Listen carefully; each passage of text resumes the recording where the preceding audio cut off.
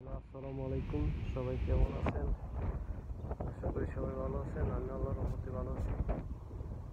সবাই আমাকে প্রশ্ন করেন আমি সাইপ্রাসে কী কাজ করি।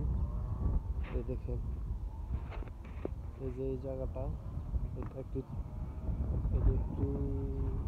গাড়ির গ্যারেজ। ওইখানে আপনার সোলার প্যানেল লাগাইতেছে। এটা একটা টিনের ছাদ, ওই চালের উপরে এইভাবে আমরা প্যানেলগুলো ফিট করছি টিনের চালের মধ্যে। এখানে আমরা প্লেট লাগাবো, এখানে 12টা প্লেট হবে। এভাবে আমরা কাজ করি সাইপ্রাসে। তো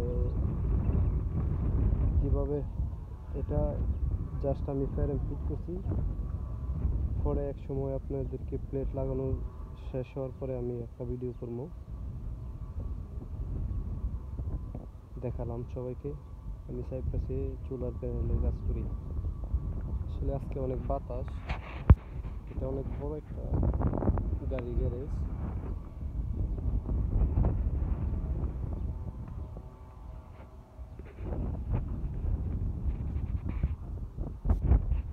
ওই চুলার প্যানেলের অনেক চাহিদা দিতেছে।